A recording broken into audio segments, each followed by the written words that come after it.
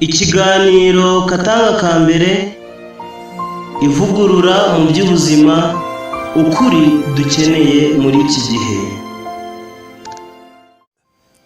Turabasuhuje kandi tubaha ikaze mu biganiro byacu by'uyu munsi. Tugiye kureba ibirakaza igifu n'ibigitera ububabare. Igifu ni agafuka kabikwamo ibyo kurya umuntu yariye mu gihe bikinogerezwa. Kaba hagati y'umuhogo n'amara.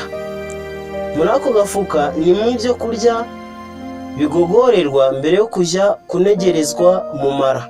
Ako gafuka, icyo gifu kiba mu ruhande rw'ibumoso munsi y'imbavu. Rero ibirakaza igifu n'ibigitera ububabare. Icya mbere, urusenda. Rinda abana bawe urusenda n'ibindi bikangura imitsi yabo bikayibuza amahoro bakiri bato, kuko bibatera gukurana ubumuga. Inzoga. Icya kabiri, inzoga n'ibyo kurya byose byongerwamo umusemburo si byiza ku gifu. Ibyo kurya n'ibyo kunywa birunzwemo isukari, za poroteyine nyinshi, urugimbu rwinshi, binaniza igifu, bigatera ingorane mu mubiri. Icya gatatu, si byiza kuvanga amata, amagi n'isukari, kuko byangiza imikorere y'igifu. Kurya amatunda n'imboga icyarimwe si byiza ku gifu, nabyo biracyangiriza.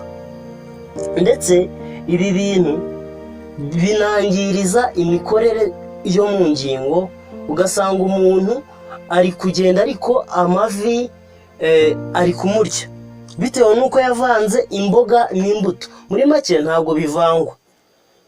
Ikindi, kutubahiriza intera y'isaha y'igaburo.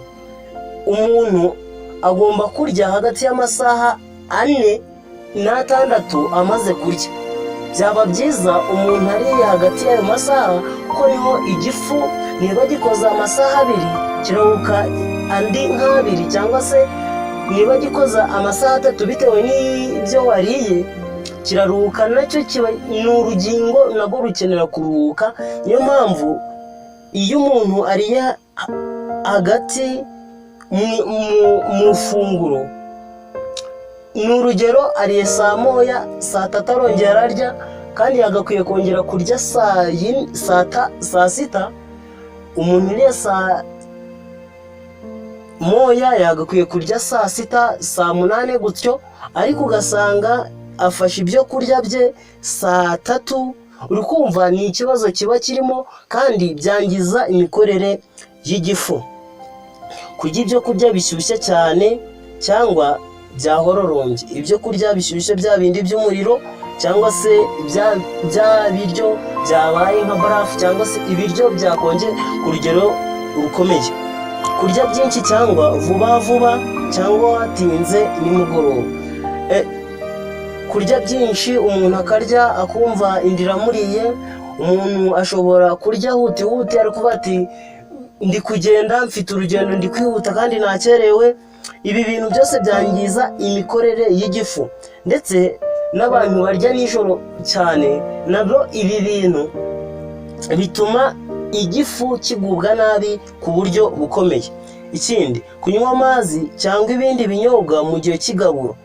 Ibinyobwa bigenza gahoro igogora, kandi bigatinza umurimo w'igifu. Gutumba no kubabara igifu biterwa no kwirunda kw'ibiryo mu gifu. Ahantu tubyumve neza, iyo umuntu ariye hanyuma agashyiramo amazi, ibi bintu bibangamira imikorere y'igifu. Niyo mpamvu inama ku buzima nziza, kugira ngo tugire amagara mazima, ni uko mu gitondo twagakwiye kunywa amazi mbere y'uko tubura nk'iminota 30 cyangwa se isaha ngo turye. Saa 6 tukanywa andi mazi kugira ngo tujye, mbere yo kugira ngo tujye hagacamo indi minota 30. hanyuma no ku mugoroba umuntu agafata andi mazi mbere yo kuryama amazi nayo habura amasaha adaciye munsi y'abiri cyangwa se isaha imwe kugira ngo aryame, kugira ngo amazi atamutesha umutwe mu ijoro. Rero iyo umuntu avanze amazi n'ibyo kurya, igifu kiravunika kuko gihita kireka wa murimo wo gusya cyakoraga, hanyuma kikajya mu murimo wo gukamura amazi mu byo kurya. Nawe fata isahani uri kuriraho, hanyuma uyisukamo amazi akonje. Ikintu uzakora ni uko uzabanza wakuramo ya mazi, hanyuma bya biryo ukongera kubitereka ku mashyiga bigashyuha.